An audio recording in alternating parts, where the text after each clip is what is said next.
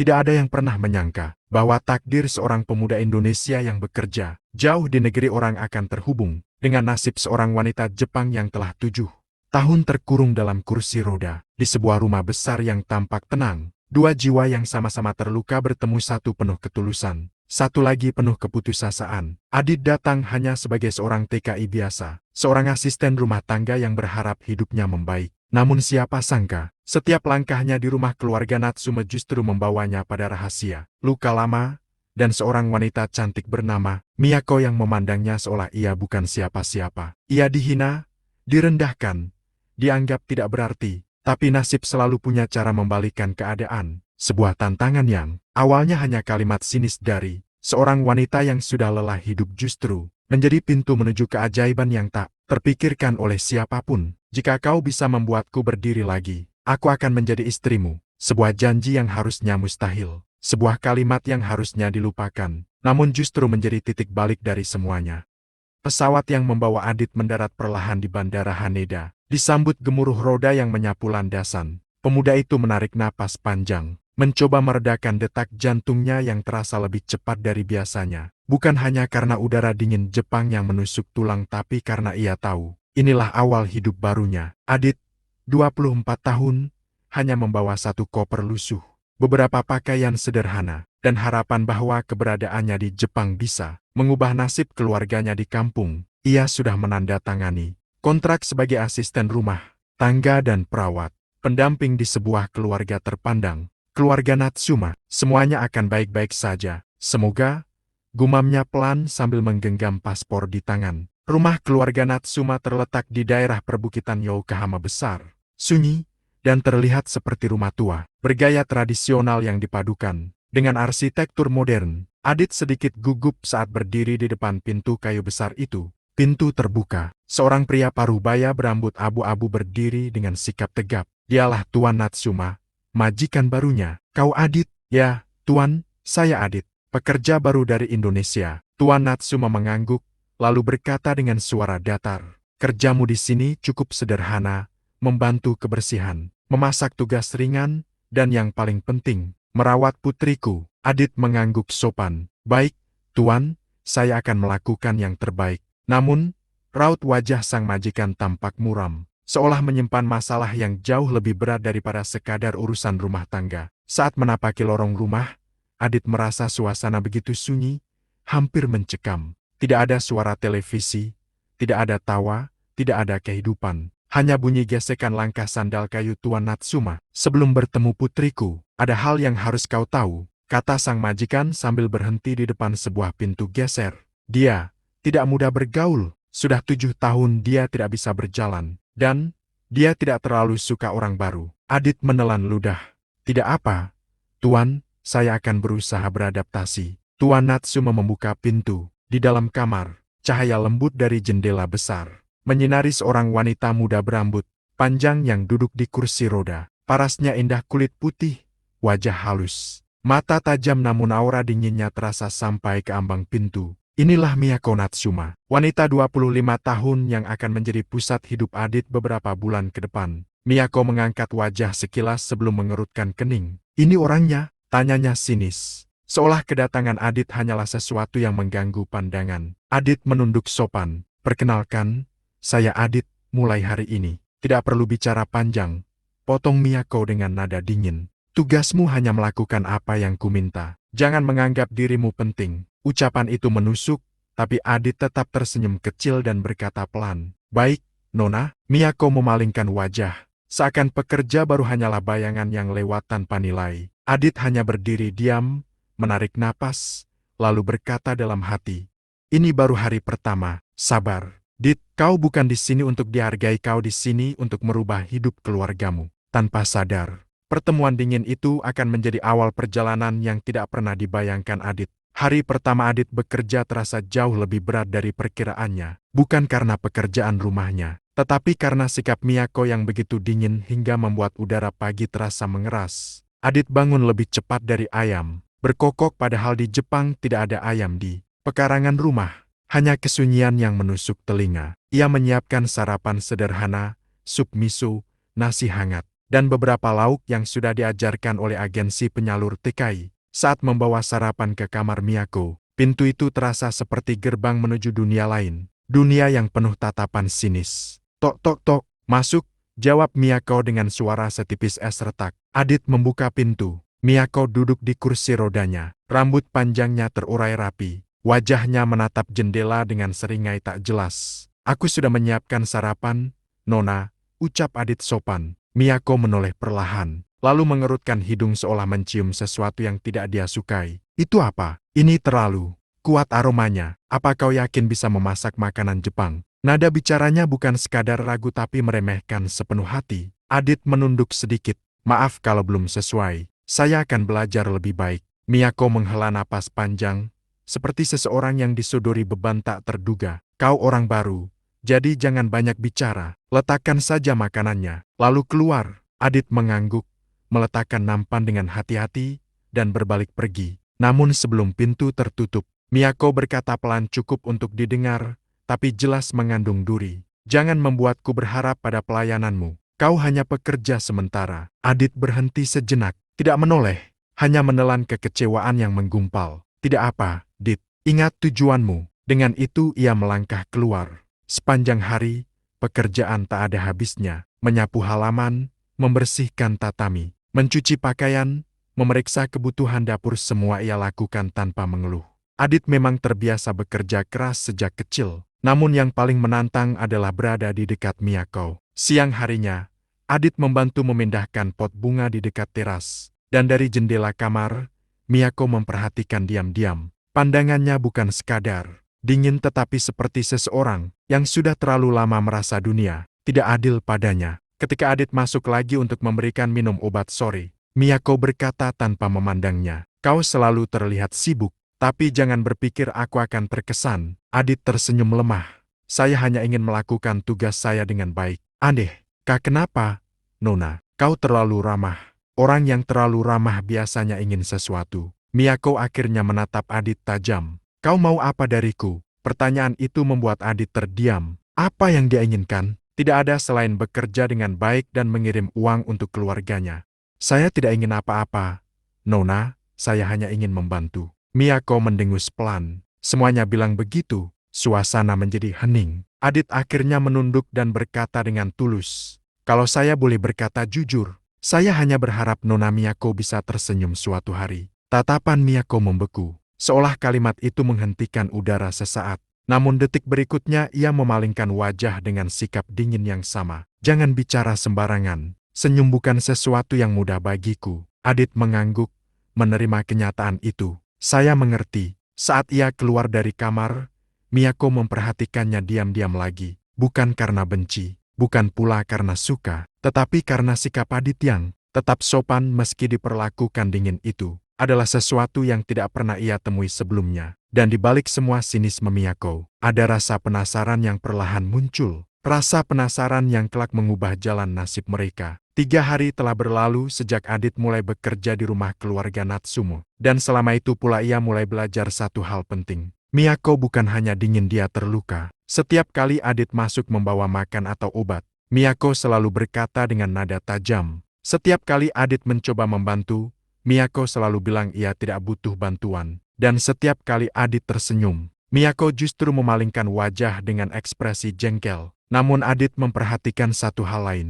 Setiap malam, dari lorong yang gelap, ia bisa mendengar suara samar, napas tersengal, isak tertahan, dan suara kursi roda yang bergetar pelan. Miyako menangis diam-diam. Pagi itu Adit membersihkan ruang tamu ketika Tuan Natsumo menghampirinya. Wajah sang majikan tampak lelah, seolah memikul beban bertahun-tahun yang tak pernah berkurang. "Adit," panggilnya pelan. "Ya, Tuan, kau bekerja dengan baik. Aku menghargai itu." Adit tersenyum sopan. "Terima kasih, Tuan." Namun Tuan Natsumo tampak ragu sejenak sebelum melanjutkan. "Putriku, Miyako, dia bukan orang buruk. Dia hanya terjebak." Adit berhenti mengelap meja. "Terjebak, Tuan?" "Ya, 7 tahun lalu, dia mengalami kecelakaan. Dokter bilang kelumpuhannya sulit disembuhkan. Sejak itu, dia kehilangan banyak hal. Teman, pekerjaannya, tunangannya, bahkan senyumnya." Adit terperangah. "Maaf, saya tidak tahu." Dia sekarang hidup dengan dinding tinggi di sekeliling hatinya. Dan bila dia bersikap keras padamu, itu bukan karena dia membencimu. Tuan Natsume menatap Adit dengan suara parau. Tapi karena dia membenci dirinya sendiri. Kata-kata itu menancap dalam. Adit terdiam beberapa saat, memahami bahwa sikap kasar Miyako bukan sekadar karakter. Buruk itu adalah bentuk putus asa yang telah menumpuk bertahun-tahun. Siang hari, Adit masuk ke kamar. Miyako membawa handuk panas untuk membantu melancarkan aliran darah di kakinya. Apalagi itu? Tanya Miyako tanpa menatap. Handuk hangat, Nona, untuk meredakan tegang pada otot. Aku tidak butuh itu, tapi dokter menyarankan. Aku bilang aku tidak butuh. Suaranya meninggi. Adit kaget, namun tidak bergerak mundur. Miyako memukul lengan kursi rodanya, membuat suara keras menggema di kamar. Kau tidak mengerti. Apapun yang kau lakukan tidak akan mengubah apapun. Nadanya bergetar, bukan marah, tapi rapuh. Tubuh ini sudah tidak berguna. Tidak ada yang bisa membuatnya normal lagi. Adit memandang Miyako lama. Untuk pertama kalinya, ia melihat air mata menetes dari sudut mata wanita itu. Aku sudah mencoba segalanya. Dokter terbaik, terapi paling mahal. Tapi semuanya sia-sia. Miyako menutupi wajahnya dengan tangan. Semua orang pergi meninggalkanku. Adit melangkah mendekat perlahan. Ia tidak berani menyentuhnya, ia hanya berlutut sedikit agar sejajar dengannya. Maafkan saya, Nona. Suara Adit lirih.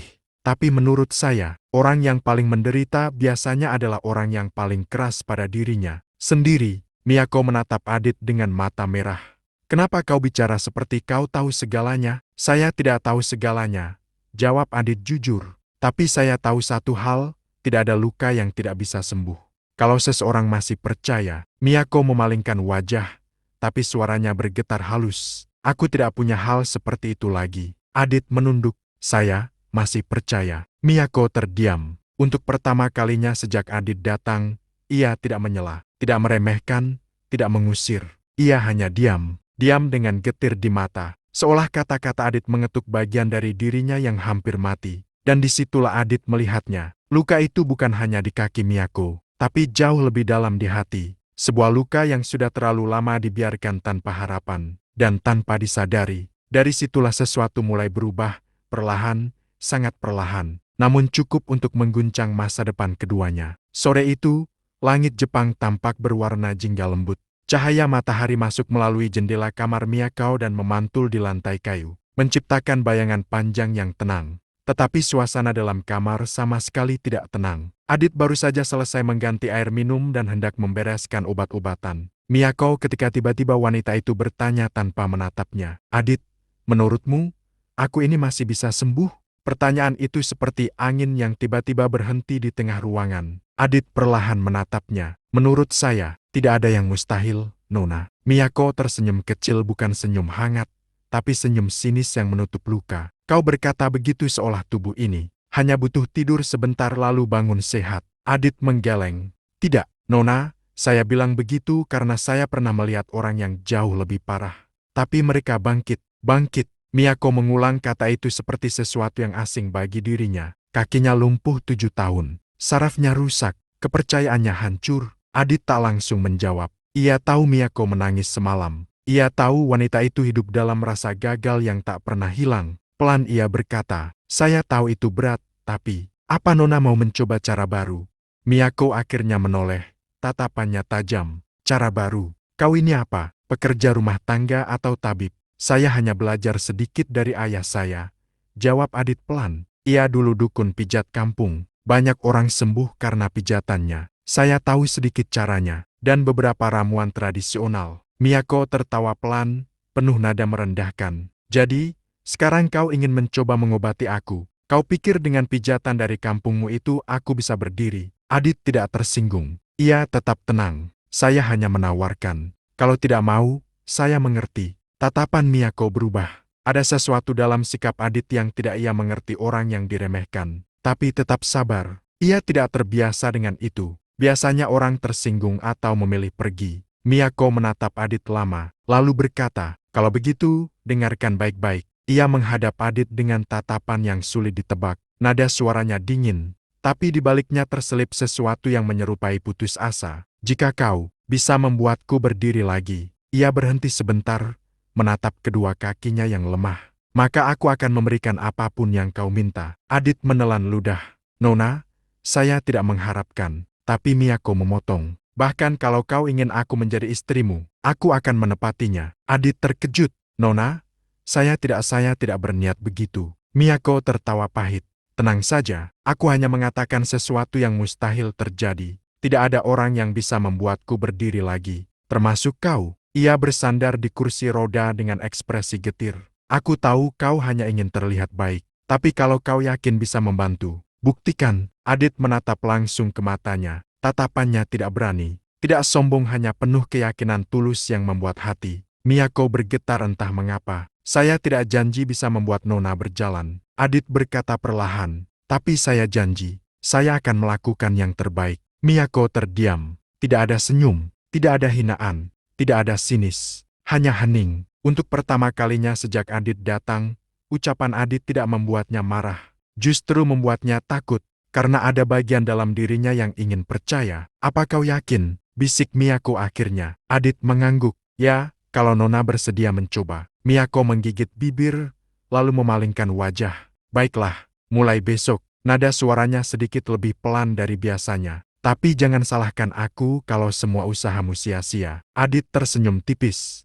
Tidak apa, saya sudah siap. Miyako menutup mata sejenak. Ia tidak sadar bahwa baru saja ia melangkah ke arah yang akan mengubah hidupnya. Dan tanpa ia sadari, di balik tantangannya yang sinis tadi, ia melemparkan takdir ke tangan seorang pemuda yang ia anggap sepele. Sebuah tantangan yang kelak akan ia sesali sekaligus syukuri.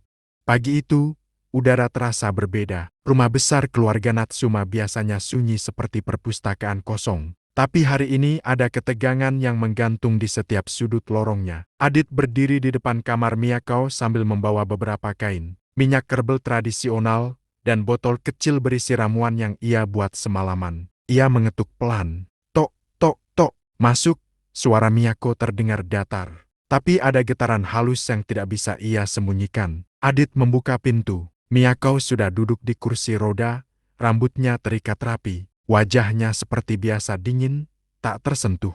Tapi matanya sedikit berbeda. Ada rasa ingin tahu yang ia sendiri tidak ingin akui. Kau datang, katanya. Sesuai janji Nona, jawab Adit. Miyako menatap botol-botol kecil di tangan Adit dan mengangkat alis. Itu apa? Ramuan ajaib dari kampungmu? Adit tidak marah. Sederhana saja. Nona, campuran minyak kelapa, jahe, dan beberapa daun yang saya bawa dari Indonesia. Miyako menatapnya seperti seseorang yang sedang menilai apakah ia harus percaya atau menertawakan. Adit menempatkan barang-barangnya dengan hati-hati. Kalau Nona tidak keberatan, saya akan mulai dengan memijat bagian otot yang mengeras.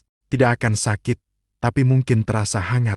Miyako mengalihkan pandangan, jelas masih malu dan canggung. Lakukan saja, aku sudah mengiyakan. Adit berlutut di samping kursi rodanya. Tangannya bergerak perlahan, sopan, penuh kehati-hatian. Ia memulai dari betis Miyako, memijat pelan dengan minyak hangat. Miyako tersentak kecil.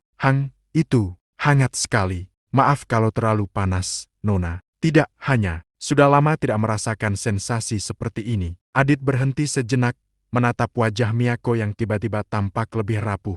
Lalu ia melanjutkan pijatan lembut, perlahan, berirama, seperti yang diajarkan ayahnya. Minyak herbal mengeluarkan aroma rempah halus. Miyako yang awalnya tegang, mulai mengendurkan bahunya sedikit demi sedikit. Bagaimana rasanya, Nona? Tanya Adit. Entahlah. Miyako menghela napas. Mungkin lebih baik dari yang kubayangkan. Adit tersenyum kecil. Syukurlah. Untuk pertama kalinya, Miyako tidak menanggapinya dengan sinis. Setengah jam berlalu. Pijatan Adit tidak hanya mengenai fisik tapi seakan menyentuh luka yang lebih dalam di hati. Miyako, setiap tekanan lembut membuatnya sadar bahwa selama bertahun-tahun, tidak ada satupun orang yang benar-benar memperlakukannya selembut ini. Kebanyakan orang memperlakukannya seperti kaca yang pecah, atau beban. Adit berbeda. Saat ia memijat bagian bawah lutut, Miyako tiba-tiba berkata pelan, Adit, kenapa kau melakukan semua ini? Adit berhenti sejenak, karena saya ingin membantu, Nona. Bukan itu. Miyako menatapnya secara langsung. Kau diperlakukan buruk olehku. Aku meremehkanmu, bahkan menantangmu dengan perkataan yang konyol. Tapi kau tetap. Adit tersenyum, tatapannya lembut. Ibu saya selalu bilang, kalau seseorang sedang terluka, jangan balas lukanya, tambal dengan kebaikan. Miyako terdiam. Ia menunduk, matanya bergetar. Kata-kata itu seperti menembus benteng tebal yang dibangun selama 7 tahun. Kau membuatku terlihat jahat, Adit. Suara Miyako sangat pelan, hampir seperti gumaman. Adit melanjutkan pijatannya dengan tenang. Saya tidak melihat Nona sebagai orang jahat. Hanya seseorang yang sudah terlalu lama menanggung semuanya sendirian. Miyako memejamkan mata. Untuk pertama kalinya, air matanya jatuh tanpa ia tahan. Adit pura-pura tidak melihatnya. Setelah sesi pertama selesai, Adit menarik napas pelan dan berdiri. Untuk hari pertama, sudah cukup. Tubuh Nona harus menyesuaikan dulu. Miyako mengusap pipinya diam-diam. Baik, Adit membereskan peralatan pijat. Ketika ia hendak pergi, Miyako tiba-tiba memanggilnya. Adit, ya, Nona, terima kasih. Adit terkejut. Kata itu seperti sesuatu yang mustahil keluar dari mulut Miyako. Ia menunduk hormat, tersenyum. Sama-sama, Nona. Ketika Adit pergi, Miyako memandang kedua kakinya. Untuk pertama kalinya, ia merasakan sedikit sensasi hangat yang berbeda dari biasanya. Seperti ada sesuatu yang terbangun dari tidur panjangnya. Bukan hanya di kakinya tapi di hatinya. Dan tanpa ia sadari, hari itu menjadi titik balik pertama yang akan mengubah nasib seluruh hidupnya. 2 minggu berlalu sejak hari pertama pijatan dan ramuan tradisional. Adit diberikan kepada Miyako. Setiap pagi, Adit datang dengan minyak herbal hangat. Dan setiap sore ia memandu Miyako melakukan latihan ringan, menggerakkan jari kaki, menekan telapak kaki, atau sekadar mencoba merasakan sensasi dingin dan hangat. Perubahannya kecil, sangat kecil. Tapi bagi seseorang yang 7 tahun lamanya terjebak dalam kegelapan, perubahan sekecil apapun bisa terasa seperti cahaya pertama setelah badai panjang. Pagi itu, Adit membawa baskom kecil berisi air hangat bercampur ramuan. Selamat pagi, Nona Miyako. Miyako menoleh. Kini tatapannya tidak lagi setajam dulu. Masih ada sisa keangkuhan, tetapi sesuatu di balik itu mulai lunak. Kau datang tepat waktu, katanya pelan. Kalimat yang dulu tak mungkin ia ucapkan tanpa nada sinis. Adit menunduk sopan. Kalau Nona siap, kita mulai. Adit mengangkat pelan kaki Miyako ke atas handuk yang ia letakkan di pangkuannya. Saat air hangat menyentuh kulitnya, Miyako menggigit bibir. Ada yang terasa, Nona? Tanya Adit. Aku, seperti, merasakan hangatnya. Ia terkejut pada kalimatnya sendiri. Adit menatapnya dengan sorot bahagia yang tulus. Itu kemajuan bagus. Miyako memandang Adit lama, seolah masih kesulitan menerima kenyataan bahwa tubuhnya merespons sesuatu. Setelah sekian lama mati rasa, kau serius, ini bukan hanya perasaanku saja. Adit menggeleng, tersenyum. Tidak, Nona, saraf yang mati tidak akan merespons suhu. Tapi kalau Nona merasakan hangat, berarti ada yang mulai hidup kembali. Miyako terdiam, tangannya bergetar. Aku benar-benar merasakannya. Adit menunduk, menyembunyikan rasa harunya. Bagus sekali. Sorenya, latihan berikutnya dimulai. Adit duduk di depan Miyako. Coba Nona dorong telapak kaki ke arah tangan saya. Perlahan saja. Miyako menatapnya skeptis. Aku sudah mencoba ini ribuan kali. Tidak ada hasil. Tidak apa, kita coba lagi. Ia menarik napas dalam-dalam. Baik, aku coba. Dengan perlahan, Miyako mencoba menekan telapak kakinya ke telapak tangan Adit selama 7 tahun. Upayanya selalu sia-sia. Tapi kali ini, sedikit, sangat sedikit, ada gerakan. Adit terkejut. Nona, kakinya bergerak. Miyako memandang kakinya sendiri. Apa? Apa itu barusan? Coba lagi, Nona. Miyako mencoba mengulang. Dan kali ini, dorongannya sedikit lebih terasa. Tidak banyak, tidak kuat, tapi nyata. Miyako-san, suara Adit bergetar. Itu, kemajuan besar. Miyako menutup mulutnya dengan kedua tangan. Matanya memerah basah. Benarkah?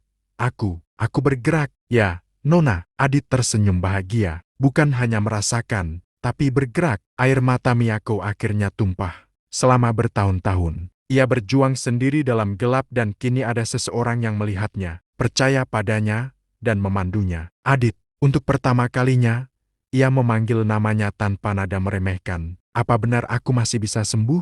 Adit mengangguk yakin. Saya tidak tahu seberapa cepat, tapi kalau Nona terus berlatih, peluang itu ada, sangat ada. Miyako menunduk, menangis terdiam. Selama ini ia hidup seperti mayat hidup tak punya harapan, tak punya masa depan. Hari ini, ia merasakan sesuatu yang hampir ia lupakan. Harapan. Adit melihatnya dan berkata pelan, "Nona, Anda tidak sendirian lagi. Saya di sini." Miyako menatapnya, air mata mengalir di pipi. Bukan air mata kesedihan, tapi air mata yang hampir menyerupai rasa syukur. "Adit," suaranya gemetar. "Terima kasih.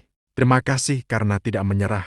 Bahkan ketika aku memperlakukanmu buruk." Adit tersenyum lembut. "Saya bilang, Nona, saya melihat Anda bukan dari sikap Anda, tapi dari luka Anda." Miyako menunduk, malu pada dirinya sendiri. Tetapi di balik rasa malunya, tumbuh rasa lain. Rasa yang belum pernah ia rasakan sejak sebelum kecelakaan. Sebuah kehangatan halus, yang datang dari seorang pemuda yang dulu ia pandang rendah. Malam itu, setelah Adit keluar, Miyako mencoba menggerakkan kaki sendiri. Hanya sedikit tapi berhasil. Ia menatap kakinya sambil menutup mulut dengan kedua tangan. "Ini benar-benar terjadi," bisiknya. Untuk pertama kalinya dalam 7 tahun, ia percaya, bukan pada ramuan, bukan pada pijatan, tapi pada sosok pemuda sederhana bernama Adit. Dan mulai hari itu keajaiban tidak lagi terasa mustahil.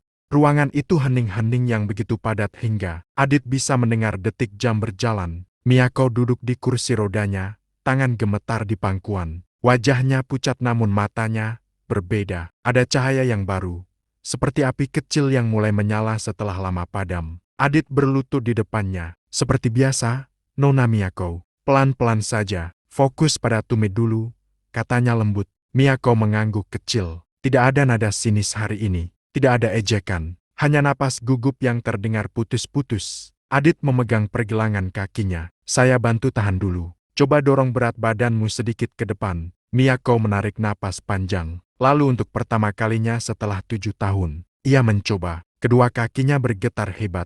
Seperti tidak yakin apakah masih punya hak untuk menopang tubuh sendiri. Miyako meringis, tapi tidak menghentikan upayanya. Tangannya mencengkram keras sandaran kursi. Adit menahan bahunya dari depan, memberi keseimbangan. "Bagus, bagus sekali. Jangan berhenti." Miyako memejamkan mata. Air matanya mulai mengalir. Dan perlahan, kedua kakinya lurus. Berat tubuhnya terangkat.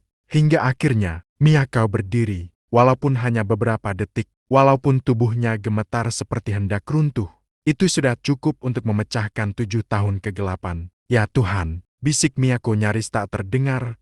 Suaranya pecah. Aku berdiri." Adit tersenyum, tak mampu menyembunyikan rasa bangganya. "Kau berhasil, Nona." Tapi Miyako tak menjawab. Ia menutup mulutnya dengan kedua tangan. Bahunya bergetar, dan air mata tumpah deras. Emosi 7 tahun keputusasaan, marah, malu, takut, dan harapan mengalir tanpa hambatan. Lalu ia terduduk kembali ke kursianya bukan karena menyerah, tetapi karena tubuhnya masih lemah. Ia menangis semakin keras, tetapi tubuhnya tidak lagi memancarkan putus asa. Miyako menunduk, suaranya bergetar. Bukan karena sakit, tapi karena penyesalan. "Selama ini," katanya lirih, "aku meremehkanmu, menyakitimu, memperlakukannya seperti kau tak berarti. Adit, maaf." Ia menatapnya dengan mata merah, penuh rasa bersalah. "Aku salah, sangat salah." Ia menunduk lebih dalam. "Terima kasih, karena tidak pernah meninggalkanku." Adit terdiam sejenak. Ia tidak pernah membayangkan hari ini akan datang. Ia hanya ingin membantu, bukan menagih penyesalan. "Tidak apa-apa, Nona Miyako. Yang penting, sekarang kau punya harapan." Miyako menggeleng. "Tidak, aku harus mengatakan ini. Aku menepati tugasku, bukan karena aku dipaksa, tetapi karena kau layak dihormati." Ia mengangkat wajahnya perlahan. Dan tentang janji itu, pipinya memerah. Jika biasanya Miyako berbicara dengan nada tinggi, kini suaranya hampir seperti bisikan. "Aku akan menepatinya." Adit terkejut. "Apa kau yakin? Janji itu kau buat saat marah." "Tidak," Miyako memotong, tatapannya tajam namun lembut. "Aku berjanji karena aku tidak percaya pada siapapun. Aku yakin tidak ada yang bisa membuatku berdiri lagi. Tapi kau membuktikan aku salah. Dan aku tidak akan mengingkari kata-kataku." Ia menunduk lagi. Tetapi kali ini bukan karena malu melainkan karena perasaan yang baru tumbuh. "Adit," nadanya retak, namun jujur. "Mulai hari ini, kau bukan lagi orang yang kuanggap rendah." Ia memejamkan mata, air mata masih mengalir. "Kau adalah orang yang menyelamatkanku." Dan untuk pertama kalinya sejak mereka bertemu, Miyako tersenyum. Senyum kecil, lembut, penuh syukur. Senyum yang membuat Adit terdiam. Senyum seorang wanita yang akhirnya bangkit dari luka 7 tahun. Pagi itu, sinar matahari menerobos masuk melalui celah tirai kamar Miyako. Ruangan yang biasanya suram kini terasa hangat. Adit berdiri di sampingnya, menyiapkan latihan ringan seperti biasa. Namun hari itu berbeda, ada ketegangan lembut di udara seolah keduanya menyadari bahwa batas lama di antara mereka telah runtuh. Miyako menatap kedua kakinya, lalu menatap Adit. Aku ingin mencoba berjalan, hanya 1 langkah. Adit mengangguk. Aku di sini, pegang tanganku. Ia mengulurkan tangan, dan Miyako menggenggamnya genggaman yang dulu penuh kemarahan dan penolakan. Kini terasa ragu namun percaya. Miyako menarik napas pelan, lalu menggeser kakinya sedikit ke depan. 1 langkah, tubuhnya goyah, tapi tidak jatuh. Adit menahan pinggulnya, memastikan ia tetap seimbang. Senyum langsung pecah di wajah Miyako, bukan hanya senyum senang, tapi senyum seseorang yang memenangkan kembali hidupnya. Aku bisa, gumamnya lirih. Suaranya serak penuh haru. Adit tersenyum bangga. Kau lebih kuat dari yang kau kira, Nona. Miyako menatapnya lama, lalu berkata dengan suara lembut, jangan panggil aku Nona lagi. Panggil aku Miyako. Adit terdiam sejenak. Baik, Miyako. Nama itu meluncur dari bibirnya seperti sesuatu yang istimewa. Siang itu, tatkala keluarga Natsuma berkumpul di ruang tengah, Miyako meminta mereka menyaksikan sesuatu. Sang ayah, Natsuma Daisuke, mengira putrinya hanya ingin bicara, namun yang terjadi membuatnya hampir terjatuh dari kursi. Miyako memegang tangan Adit, lalu berdiri. Daisuke menutup mulutnya, mata membesar. Miyako, kau berdiri? Ibu Miyako langsung menangis, menutup wajah dengan kedua tangan. Itu tidak mungkin. Miyako, sayang, bagaimana? Miyako tersenyum, bukan angkuh, tapi bangga. Berkata Adit, aku bisa. Semua mata beralih pada pemuda itu. Adit menunduk hormat, merasa canggung dengan tatapan penuh haru itu. Namun Miyako belum selesai. Ia berbalik ke arah ayah dan ibunya, lalu berkata dengan suara tegas namun lembut, aku ingin menyampaikan sesuatu. Ruangan hening. Dulu aku pernah mengucapkan janji pada Adit. Sebuah janji yang kuucapkan saat aku masih keras kepala dan putus asa. Ia menarik napas. Aku bilang, jika ia bisa membuatku berdiri lagi, aku akan menjadi istrinya. Wajah Daisuke membeku. Ibunya terkejut, menatap Adit dan putrinya bergantian. Adit melangkah maju dengan cepat, gugup. Tuan, Nyonya tolong jangan salah paham. Saya tidak. Namun Miyako memegang tangannya, menghentikannya bicara. Adit tidak pernah meminta apapun. Akulah yang berkata begitu, dan dia menepati bagian yang mustahil dari janji itu. Ia menatap Adit.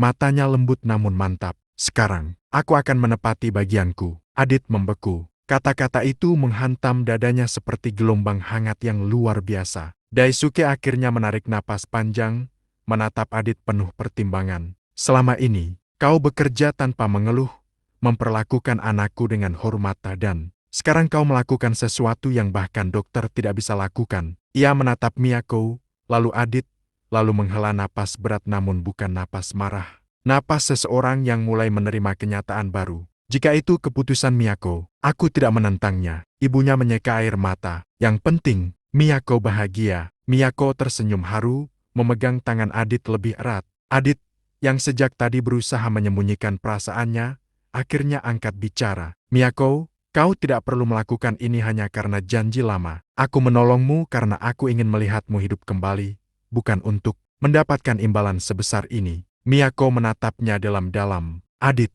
ia mendekat selangkah, kakinya goyah, tapi ia berdiri sendiri. Aku menghormatimu, aku berterima kasih padamu, dan pipinya memerah.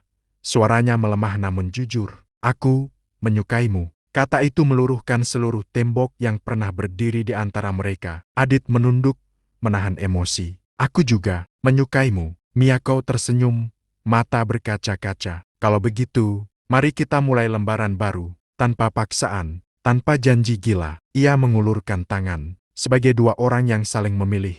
Adit menggenggam tangan itu hangat, lembut, dan penuh harapan. Dan di ruangan itu, di rumah tempat mereka pertama kali bertemu sebagai dua orang asing, bermulalah kisah baru. Kisah pemuda Indonesia yang merendah, dan perempuan Jepang yang pernah meremehkan. Kini berdiri sejajar, bukan karena janji, bukan karena hutang, tetapi karena cinta yang tumbuh dari luka, perjuangan, dan keajaiban yang mereka bangun bersama.